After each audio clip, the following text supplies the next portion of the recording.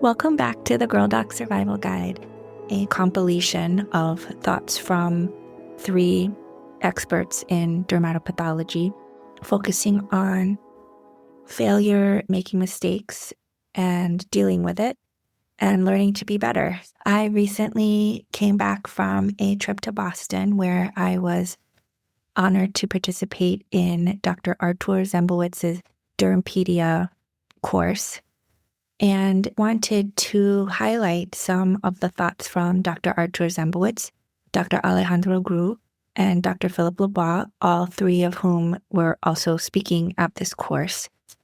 Please do consider joining Dermpedia if you're a pathologist or dermatopathologist.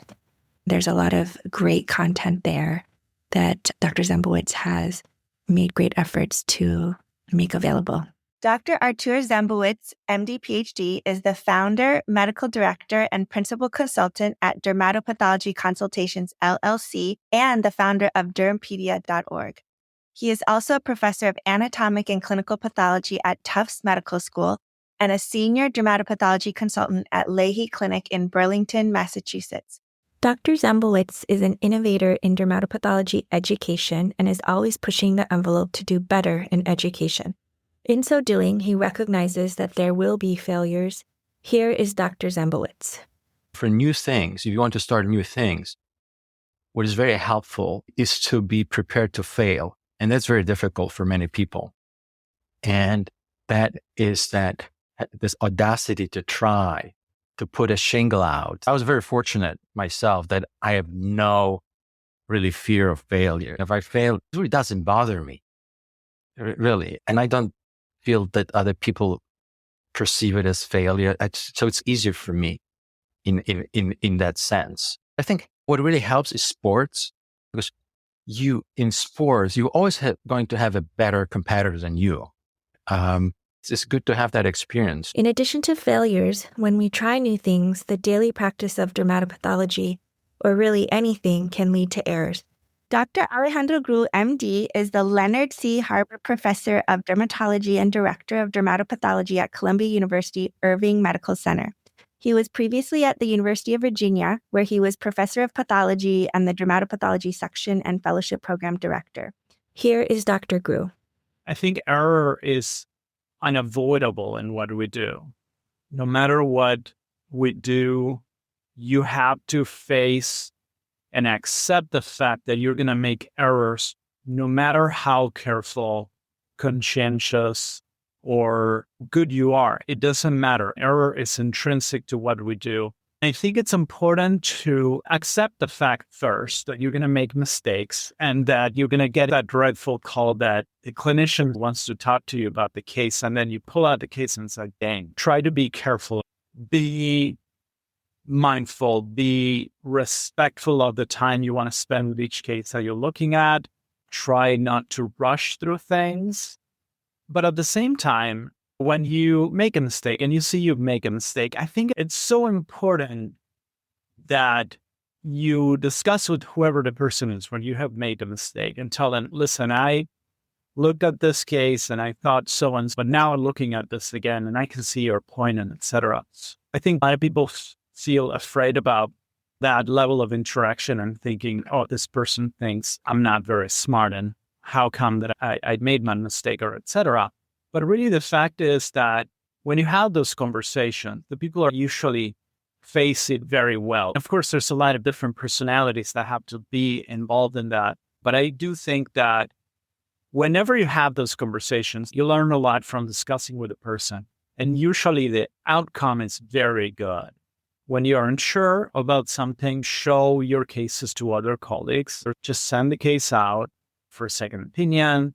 But at the end of the road, you have to accept that no matter how best you think you're trying, there's still mistakes going to be made.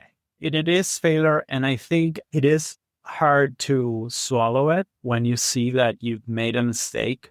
And of course, it matters the most when it's something that potentially can change the management for a patient. Yes. You feel bad about it, and then say, okay, I'm going to try. How can I make this particular error better? How can I try to improve for the next time? Yeah. Just thinking about alternative ways of how you can make it different or how you can make it better makes you feel a little bit better, or try to improve it as much as you can.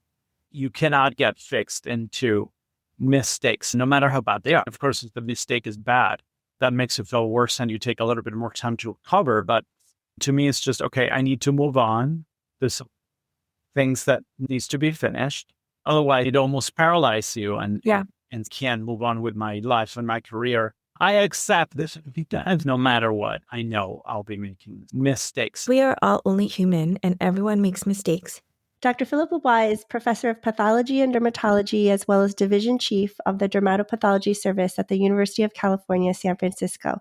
He founded the UCSF Dermatopathology and Oral Pathology Service in 1987. He has written several academic textbooks, including one of my favorites with Dr. Guido Massi, Histologic Diagnosis of Nevi and Melanoma. He was editor-in-chief of the American Journal of Dermatopathology from 1997 to 2006, and an associate editor of the Journal of Investigative Dermatology. As Dr. LeBoit says, especially if you're at a level where you're getting consultations from other people, having an aura of infallibility is sort of part of the game that everybody plays. And it's just not true that experts are infallible. And I want to be honest about it. There is a necessary balance between doing our very best and also being compassionate with ourselves when we make mistakes. Because honesty with ourselves and those around us and being able to communicate that honesty well and with self-compassion is important. I'm reminded of my conversation with Dr. Tse Heng, who has done research in self-compassion, other compassion, and humanizing the workplace. Dr. Tse Heng, PhD, is an assistant professor at the University of Virginia McIntire School of Commerce. She received her PhD in organizational behavior from the University of Washington Foster School of Business. Her research program uncovers ways in which we can humanize the workplace. Her work has also been featured in media outlets such as the New York Times, the Financial Times, and CNBC Make It. Other compassion is this 3-step process of us noticing another person's suffering, empathizing, and then acting in ways to alleviate this person's suffering. So, for example, you could see that coworkers just going through a divorce, having a really hard time, you empathize and you act in ways to alleviate their suffering by listening, giving them a hug, and so on. Self-compassion is something we're less comfortable with and we're more awkward about, but it really is compassion that we usually direct outward, inwards, right? So it's about us giving ourselves that compassion that we so regularly give other people. Right? So self-compassion is also this 3-step process of us first noticing our own suffering, really mindfully aware that we're going through a hard time, it's very painful. It's about us also understanding this idea of common humanity. So we are going through a hard time, we're dealing with this issue, but everyone else also has these issues that they have to deal with from time to time.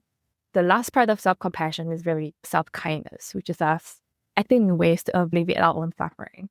Right. So an example could be that, hey, I went to work today and I had a really hard time dealing with a patient and I feel like I didn't do well enough. And self-compassion will mean that, hey, I'm going to acknowledge that I'm having these negative feelings. I'm not going to over-identify them.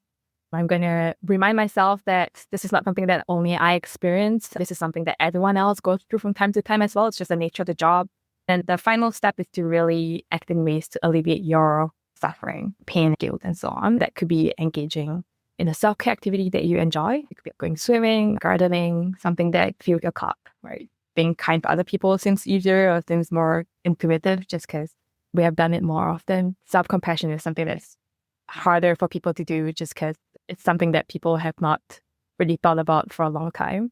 The good thing about these two different constructs and these two exercises or approaches is that when you try to be better at one, you tend to be better at the other. When we take the time to notice, to get attuned to other people's feelings and to empathize and to act, we are using the same muscles that we can also use towards ourselves. So there's really just a focus kind of thing. One thing about compassion is that it doesn't really have to take a lot of effort. It's like humanizing the workplace. It doesn't have to be a 30-minute session with someone. It could simply be a hug or just being present.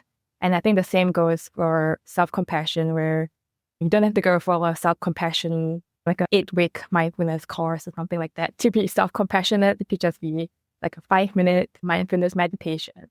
Just taking the time to pause and be kind to ourselves and to other people. So if possible, work your muscle of self-compassion in order to also be working your muscles for other compassion and help everyone. And let's keep in mind, no one is immune to failure and error. Thank you for listening in. Please consider subscribing and sharing this podcast as well. Thank you.